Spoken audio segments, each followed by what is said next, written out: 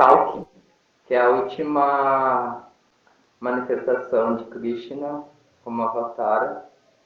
Eu vou começar falando sobre os sintomas da Era de Kali, porque onde eu consegui achar um pouco de conteúdo sobre Kalki foi no canto 12, no capítulo 2, que é os sintomas da Era de Kali. Daí vai explicar o motivo de por que Krishna desce como matador dos demônios e protetor dos devotos. Então, diz que a Era de Kali, se eu não me engano, começou. Agora eu vi as apresentações e eu fiquei um pouco confuso, mas ela começou a partir do momento que Krishna sai da Terra, ou ela já acontecia antes? A partir do momento que sai, né? Então, a partir do momento que Krishna sai da Terra, né? Ele as questões religiosas e veracidade e todos os quatro pilares que compõem o conhecimento védico, assim, eles vão sendo diminuídos, né? Tem até um passatempo que fala que a própria personalidade de Kali corta as patas do touro, né? E ali explica um pouco como se as patas fossem os pilares de verdade, conhecimento, limpeza, e mais um que eu não lembro, desculpa. E aí, assim, no capítulo 12, então, Shukadeva Goswami começa a explicar as características que vai ter na Era de Kali, né? Que, tipo, ele diz que religião, veracidade, limpeza, tolerância, misericórdia, duração de vida, força física e memória diminuirão dia a dia por causa da poderosa influência da Era de Kali, né? Em Kali Yuga, somente a riqueza será considerada o sinal de bom nascimento, do comportamento adequado e das qualidades excelentes de um homem. E a lei e a justiça serão aplicadas apenas com base no poder de cada um. Homens e mulheres viverão juntos apenas por causa da atração superficial e o sucesso dos negócios dependerá do engano. A feminilidade e a masculinidade serão julgados de acordo com a experiência de cada um em sexo, e o homem será conhecido como Brahman apenas por usar um cordão. A posição espiritual de uma pessoa será determinada meramente de acordo com símbolos externos, e nessa mesma base as pessoas mudarão de uma ordem espiritual para a seguinte. A propriedade de uma pessoa será seriamente questionada se ela não ganhar uma boa vida, e aquele que é muito hábil em fazer malabarismo com palavras será considerado um erudito. Uma pessoa será julgada profana se não tiver dinheiro, e a hipocrisia será aceita como virtude. O casamento será arranjado simplesmente por acordo verbal e a pessoa pensará que está preparada para aparecer em público se simplesmente tiver tomado banho. Um lugar sagrado consistirá em não mais do que um reservatório de água, localizado à distância, e a beleza dependerá do penteado. Encher a barriga se tornará a meta da vida, e aquele que é audacioso será aceito como verdadeiro. Aquele que pode manter uma família será considerado um homem experiente, e os princípios da religião serão observados apenas por uma questão de reputação. À medida que a terra se torna apinhada de uma população corrupta, quem entre qualquer uma das classes sociais se mostrar o mais forte ganhará poder político. Perdendo suas esposas e propriedades para governantes avarentos e impiedosos, que não se comportarão melhor do que ladrões comuns, os cidadãos fugirão para as montanhas e florestas. Assédio pela fome e impostos excessivos, as pessoas recorrem a comer folhas, raízes, carne, mel silvestre, frutas, flores e sementes. Atingidos pela seca, eles ficarão completamente arruinados. Os cidadãos sofrerão muito com frio, vento, calor, chuva e neve. Eles serão ainda mais atormentados por brigas, fome, sede, doenças e ansiedade severa. A duração máxima de vida dos seres humanos em Kali Yuga será de 50 anos. A Jocasta fez um comentário ali no chat dizendo que os matadouros na nova era serão a maioria fechados, né? Só que vendo todo essas premonições aqui, que está dito no Srimad Bhagavatam, nessas previsões, leva a pensar que tipo isso nunca vai acontecer, né? Porque as coisas, a partir do momento que a área de Kali vai aumentando, vai seguindo, as coisas vão cada vez mais se deteriorando. Então, tipo, tudo que está dito aqui provavelmente acontecerá, porque como o Srimad Bhagavatam já tem previsões que aconteceram, como a Madana Mohini trouxe do Buda, já estava escrito no Srimad Bhagavatam muito antes dele aparecer. Então isso me leva a crer que realmente as coisas vão ficar bem sinistras na Era de Kali, assim. Se a gente acha que está ruim, vai ficar ainda muito pior, assim, né? E é no momento que tiver mais cruel que Kalki vai descer, assim, né? Tipo, daí no verso 12 a 16, diz que quando a Era de Kali terminar, os corpos de todas as criaturas terão seu tamanho muito reduzido e os princípios religiosos dos seguidores de Varnashram serão arruinados. O caminho dos Vedas será completamente esquecido na sociedade humana e a assim chamada religião será principalmente ateísta. Os reis serão, em sua maioria, ladrões, as ocupações dos homens serão roubo, mentira e violência desnecessária, e todas as classes sociais serão reduzidas ao nível mais baixo de Shudras. As vacas serão como cabras, os eremitérios espirituais não serão diferentes das casas mundanas, e os laços familiares não se estenderão além dos laços imediatos do casamento. A maioria das plantas e ervas serão minúsculas, e todas as árvores parecerão árvores semeanãs. As nuvens estarão cheias de relâmpagos, os lares ficarão desprovidos de piedade e todos os seres humanos serão se tornados como asnos. Naquela hora, a suprema personalidade de Deus aparecerá na terra, agindo com o poder da pura bondade. Ele resgatará a religião eterna. Tem alguns versos que dizem que ele vai resgatar a religião, mas tem alguns significados de Prabhupada também que diz que ele veio simplesmente para matar os demônios, que ele não ensinaria nada. Daí fica uma reflexão assim que eu não consegui entender realmente a ideia, porque conforme o Kalki desce, eu não tenho slides porque eu não tenho computador, mas eu vou botar. Vocês não vão conseguir ver, eu acho, a imagem de Cal no celular. Essa foi uma das que eu achei mais bonitas, assim. Dá para ver, mas aí manda lá no grupo também, tá muito bonita essa imagem. Boa! E diz que ele vai vir com o seu cavalo, né? Branco. Devanata, se eu não me engano, é o nome do cavalo dele. Com uma espada flamejante. O Ardcal, o Senhor do Universo, montará em seu cavalo veloz, Devadatta, e com a espada na mão viajará pela terra, exibindo suas 8 opulências místicas e 8 qualidades especiais de Deus, exibindo seu esplendor inigualável e cavalgando com grande velocidade. Ele matará aos milhões aqueles ladrões que ousaram se vestir de reis. Então ele vai vir fazer realmente uma limpeza, assim, em todos os não devotos. Porém, diz que na era de Kali não existiria mais princípios religiosos e tudo mais. Mas Kalki, para ele descer, aparecer na Terra, ele precisa vir em uma família de Brahmana, né? Então isso significa que vai restar uma linhagem de Brahmana até o final, até o aparecimento de Kalki, que vai ser onde ele vai ser a família que ele vai nascer, né? Daí o nome do pai de Kalki é Vishnuyasa.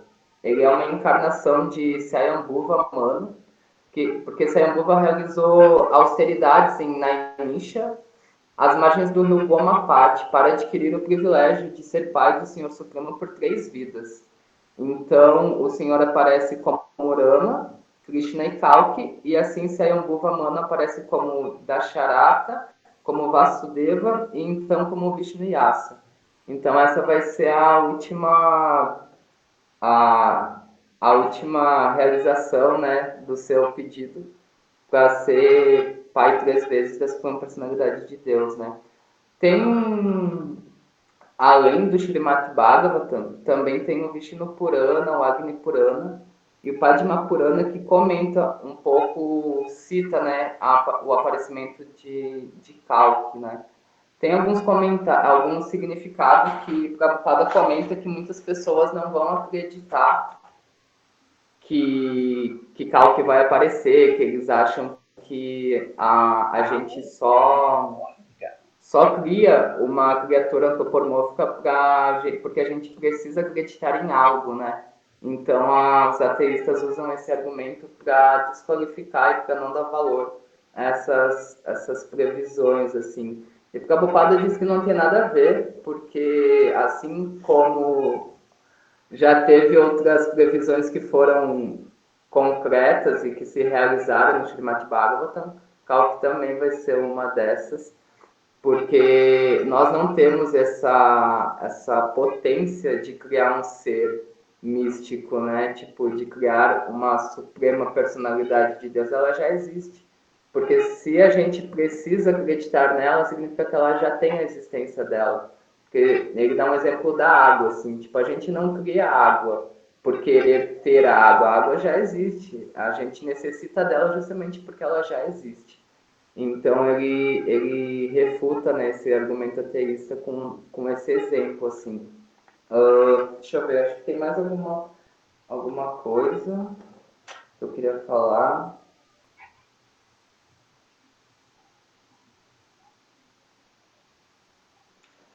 Daí diz assim, nos últimos versos do capítulo 12, do capítulo 2 do canto 12, diz que depois que todos os reis impostores foram mortos, os residentes das cidades e vilas sentirão a brisa carregando a fragrância mais sagrada da pasta de sândalo e outras decorações do Senhor Vasudeva.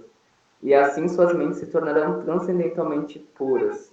Quando o Senhor Vasudeva, suprema personalidade de Deus, aparecer em seus corações de sua forma transcendental de bondade, os cidadãos remanescentes repovoarão abundantemente a terra.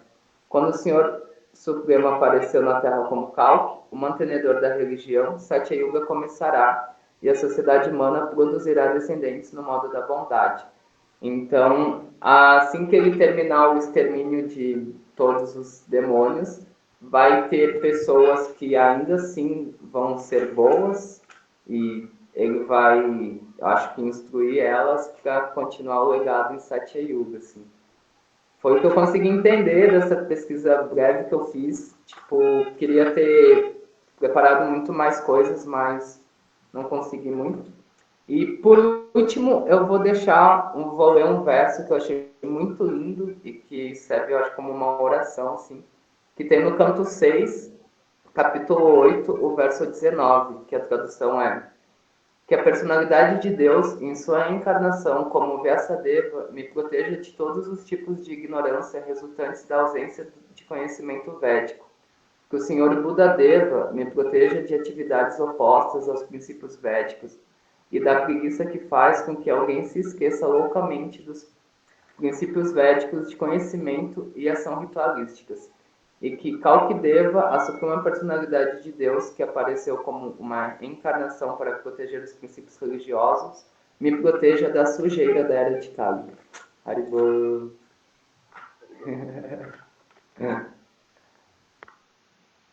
Olha, só coisa boa hoje, muito bom. Muito bom mesmo. Muito boa apresentação. E eu tava louca para pegar essa encarnação do Calc, ainda bem que você. Porque eu não sei, traz um ponto de consciência que eu acho bem interessante, essa questão da descrição da era de Kali, né? Parece assim, não é só uma descrição macabra, ela nos traz consciência, ela nos coloca nesse local de saber onde estou, né? E para onde que está indo a humanidade, assim. E tem uma observação em relação a isso, que ali a Jocasta comentou da nova era, né? Que aí, tipo, sumiriam os matadouros, açougues, etc. Então, é sempre descrito, assim, já vi várias vezes os devotos explicando que Chaitanya Mahaprabhu veio, não é sempre que Chaitanya Mahaprabhu vem numa era de Kali, então essa é uma era de Kali super especial, assim, super auspiciosa, então os devotos normalmente dizem, não, Chandramukha Swami, meu guru sempre traz assim, a era de Kali é incrível, porque a gente tem o Mahamantra Hare Krishna, porque Chaitanya Mahaprabhu veio, e essa era de Kali ela é realmente especial, por causa da vinda de Chaitanya, ela não é uma era de Kali qualquer, só que a gente tem um aspecto nisso, Prabhupada trouxe várias vezes, assim, os meus livros serão leis por 10 mil anos, assim, né? E sempre traz esse teor dos 10 mil anos, como um período de dourado, nas quais ainda existiriam princípios religiosos em crescimento. Ou seja, esse movimento de Sankirtana, de Chaitanya Mahaprabhu, a previsão que tem, que Bhaktivinoda Thakur traz, etc., né, que ali é o nosso Nostradamus da Gaudiya Vaishnava, é que esse movimento ele vai se alastrar pelo mundo de tal forma que realmente todos vão cantar os santos nomes, porque Chaitanya está dando oportunidade para os habitantes da Era de Kali, durante 10 mil anos, de terem essa ascensão de amor puro por Deus. Então, a descrição que eu sempre vi é que nós temos a chance de desenvolvermos prema neste período de tempo, da Era Dourada de Chaitanya, que ela existe. E ela, o que eu entendo disso é que ela vai ter um crescimento, um ápice, e depois ela vai começar a decair, nesse período de 10 mil anos. Faz o quê? 500 e poucos anos que Chaitanya veio. Então ainda tem 9.500 anos aí de história para acontecer de desenvolvimento espiritual na Era de Kali. Só que isso é um pedacinho da Era de Kali, porque ainda falta 427 mil anos para a Era de Kali acabar. É meio chocante quando a gente coloca em números, né? Aí a gente vê que, assim, esse pessoal que traz a ideia da nova era, eles não estão errados. Eles estão recebendo uma informação com outro nome, de outros campos, de outras formas de apresentar, mas é a mesma era dourada de Chaitanya. Só que não vai transformar a Terra num paraíso permanente. Ela tem um período. Realmente, essa nova era, ela existe. A era dourada de Chaitanya. Ela vai acontecer e ela vai acabar. E a era de Kali vai continuar sendo como a descrição do Shastra. Porque é necessário que seja assim. É o próprio movimento do universo que seja assim. Né? Então, assim, Krishna, ele é todo misericordioso porque ele traz um método extremamente potente, no qual as almas condicionadas da era de Kali vão poder ter liberação, né? Elas vão poder desenvolver amor puro por Krishna no seu mais alto nível, que é Goloka Vrindavana, curada Krishna, sabe? É incrível essa oportunidade. Nem toda era de Kali existe essa oportunidade. Tem era de Kali que é com Narayana, né? Que é a Arasa com Narayana, por exemplo, o tipo de liberação. Enfim, depois que essa era passar, essa descrição que o William traz do Bhagavatam deve ser levada a sério, porque realmente os princípios vão desaparecer, a compreensão de Deus vai desaparecer, e é isso que vai acontecer. A gente está vendo todos os sintomas, né? Os mesmo sintomas com a presença da Era Dourada, está tudo aí presente, a gente está vendo uma amostra grátis do que está rolando, né? Nossa, e tem uma descrição que eu não lembro assim, se é especificamente assim, mas se fala que no final da Era de Kali as pessoas iriam comer as carnes humanas, né? Assim, e isso já acontece em algumas partes, né? A gente sabe que, eu não sei se é verdade, assim, se é fake news, mas assim, tem até uma matéria falando sobre o feto humano em alguns países, eu não sei se é a China, que eles comem o feto. Então, assim, isso era para estar acontecendo muito mais para frente, e já acontece em algumas partes. Imagina no final, né? Quando a Era de Kali ia avançando mais. Eu vi essa descrição também, Ana, de que vão parir e comer, enfim, comer fetos, etc. Assim, o que acontece na Era de Kali, para a gente entender, né? Porque isso está acontecendo nos planetas infernais, né? Não é que isso não está acontecendo, está acontecendo nos planetas infernais. O planeta Terra, eles transformam num planeta infernal. Esse é o movimento da Era de Kali, né? Eles viram um planeta infernal. E... Tem um ponto adicional que eu acho interessante a gente trazer para a consciência, é qual é o movimento do conhecimento. É dito que o conhecimento é vivo. Jnana, o conhecimento espiritual, ele é vivo e ele se move tal qual uma serpente. Tem uma descrição do Vishnu Purana, trazendo essa noção de conhecimento, que ela se move de acordo com a presença ou ausência dos devotos do Senhor. Ou seja, onde o Krishna imbui o local físico de presença de seus devotos, lá o conhecimento se movimenta, né, e chega até lá. Porém, num determinado momento, da mesma forma que o conhecimento estava aqui, o conhecimento pode ir embora.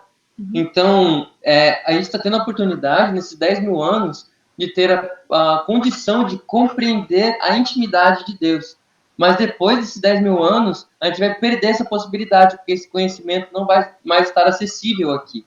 Então, por mais que seja uma pessoa muito inteligente e tal, a pessoa não vai ter condição de acessar esse conhecimento. Assim como são em alguns patalas. Quando é descrito no Vishnu Purana acerca da descendência do povo asiático, eles falam que eles vieram ancestralmente dos últimos planetas patalas, tem os nomes específicos, que eram, na verdade, como Parangaki Maharaj, quando ele deu essa aula, ele mencionava como se fossem duas luas de um patala específico e que eles cada lua tinha uma compreensão profunda específica, uma científica tinha um método de avanço tecnológico tão grande que eles estenderam a vida para milhares de anos. E outro povo teve uma compreensão de prana, energia vital e tal, tão grande, que eles desenvolveram também a vida por milhares de anos. E cada um tinha capacidade de fazer deslocamento de outros planetas com suas tecnologias específicas. Outros com CIDs, outros com tecnologias mecânicas muito requintadas.